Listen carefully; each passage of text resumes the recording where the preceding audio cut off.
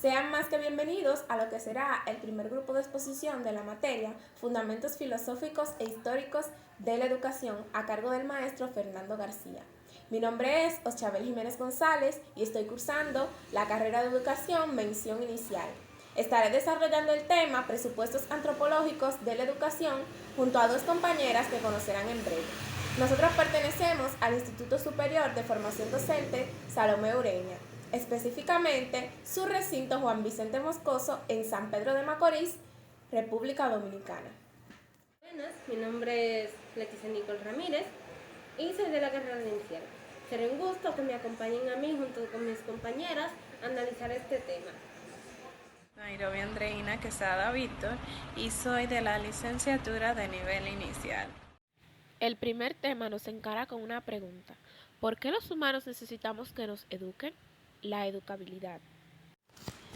A diferencia de los animales que son capaces desde su nacimiento a ser guiados por instinto, los humanos desarrollan sus capacidades a través del tiempo, llegando a la madurez por la educación.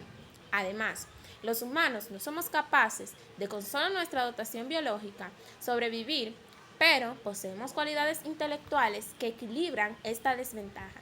Y de ahí surge la necesidad de crear sociedad. Los animales, al verse obligados a adaptarse al medio en que viven y a defenderse de depredadores, se desarrollan habilidades físicas, biológicas, que les ayuda a defenderse de su medio.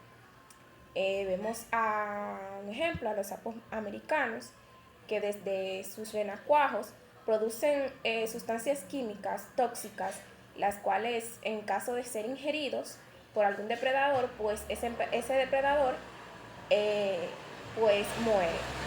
También vemos el ejemplo de los osos polares, los cuales al verse obligados a soportar bajas temperaturas, pues adoptaron una fuerte capa de pelaje y de grasa con el fin de adaptarse a ese medio.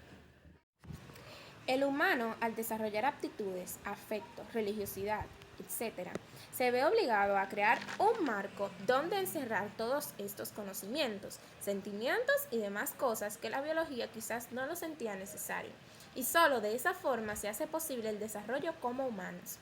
Se ha manejado en muchos casos el tema de que la biología y la cultura son contradictorias una de la otra, y muchos consideran así la biología y la cultura como lejanas e independientes.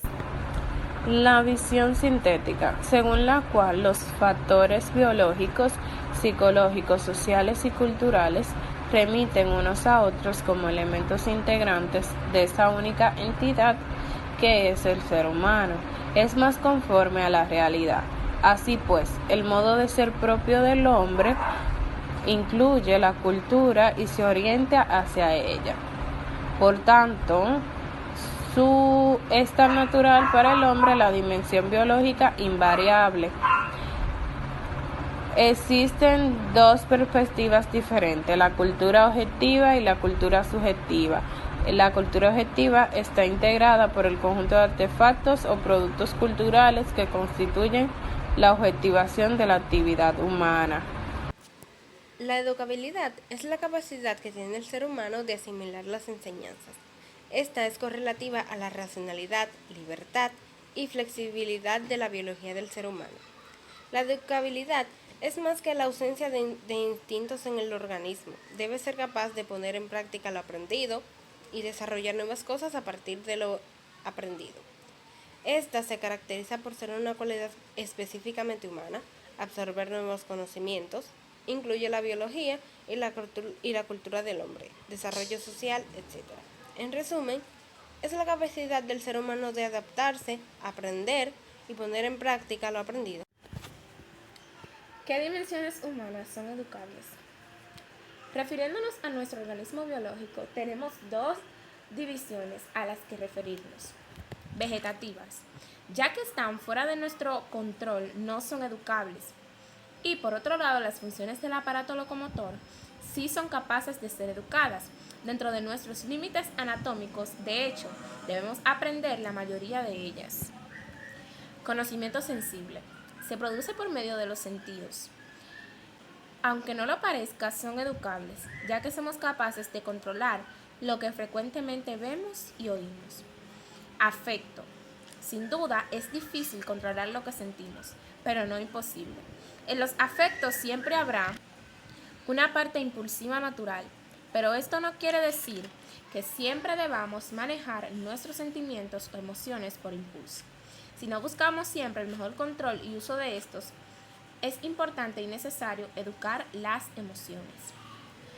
La inteligencia se interpreta como el conocimiento de la verdad. Es educable, buscando la orientación a lo que es correcto. Ejemplo, cuando en nuestra casa tenemos un problema de una cañería tapada, no vamos a un hospital, no vamos donde un enfermero o donde un doctor, sino que vamos donde un plomero porque sabemos que es el que tiene la capacidad de resolver nuestro problema. A esto se refiere la inteligencia, a buscar la orientación a lo que es correcto. La voluntad. Se podría decir que finalmente la voluntad no es educable, ya que como no hay nada que nos obligue involuntariamente a hacer las cosas, sino que todo será por nuestra voluntad. Pero la voluntad es educable, ya que siempre se nos conduce a hacer lo que creemos está bien para nosotros, para la sociedad, entre otros. Y en base a eso será nuestra decisión. El papel de la educación en el diseño de la identidad personal. Bueno, para ser plenamente humano es necesario un proceso de interiorización de la cultura, puesto que no podemos vivir al margen de esta. Para encontrarse uno mismo es necesario haber podido tomar decisiones por sí mismos, de acuerdo con el proyecto existencial de cada persona. La identidad personal se forma a partir de convivir con otros seres humanos. Una vez haya tomado forma, esta puede modificarse e incluso reestructurarse. Por tanto, es el resultado de un proceso de individualización integrada por el yo puntual, el organismo biológico, la cultura y las decisiones libres. Cuando hablamos de una vida lograda, nos referimos a la igualdad racional del género humano. En ocasiones, cuando se trata de cuestiones complejas, resulta más fácil enumerar aquello sin lo que no es posible vivir una vida plenamente feliz, tales como alimento, vestimenta, refugio, etc. No podría decirse que vive una vida feliz. Asimismo, el hombre tiene otro tipo de necesidades, tales como afectivas, intelectuales y evolutivas, que son necesarias para una vida feliz. Vivencia de la felicidad, que es la que más interesa en cada uno en el plano existencial. Esta se halla íntimamente vinculada a que la persona encuentre sentido a lo que hace, tanto a los actos mínimos como a las decisiones importantes. En cuanto a la felicidad personal, no es suficiente con cumplir lo que se supone que es indispensable, sino que es necesario percibir que la propia existencia es valiosa. En resumen, lo que nos hará felices desde constar de lo necesario establecido y las condiciones necesarias. Para aceptar el proyecto existencial se recomienda proceder en 3 etapas: conocerse plenamente uno mismo, aceptarse y El arte de educar. Educar personas no es una tarea comparable a producir o fabricar objetos. No es un proceso en el que el alumno se troquela hasta conseguir la forma previamente determinada. Conviene recordar que la capacidad operativa humana se despliega en 2 direcciones, la poiesis y la praxis. La poiesis, por lo que el sujeto realiza algo que está exterior a sí misma, y en inglés el verbo es to make, que de ella es la producción o fabricación de objetos. La segunda es la praxis, que en inglés es to do, cuyo efecto no es una realidad material, sino algo que de algún modo queda en el sujeto, obra y le perfecciona. Tenemos que tener en cuenta que educar no es una actividad que pueda incluirse entre las tareas productivas, sino que constituye una praxis particular. muy cercana a la creación artística y como tal está orientada a unos principios intrínsecos. Los problemas que deben afrontarse en la educación se inscriben en una red amplia que son los intelectuales, morales y normativas que impiden considerar esta labor como un trabajo mecánico. Por eso se ha comparado la educación como un arte. Explicamos lo siguiente: la educación la han querido comparar como un arte, ya que poco a poco se va moldeando al alumno desde su capacidad intelectual, moral y demás. Entonces, desde que el niño o la niña, alumno, ingresa a formar parte de la educación, ya sea desde 0 años de edad, desde los 3 años, 5 años, se empieza a moldear por su educador, maestro o profesor.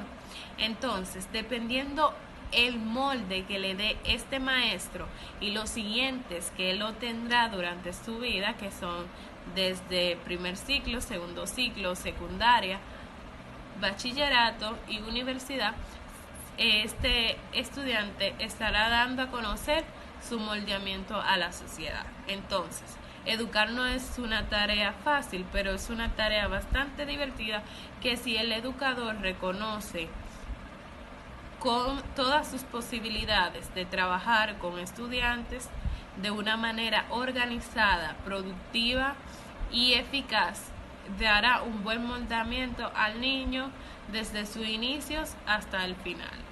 Podemos concluir que la educabilidad es una cualidad única humana que inicia desde el nacimiento y se desarrolla a través del tiempo. Comprende aspectos psicológicos, físicos, emocionales, entre otros.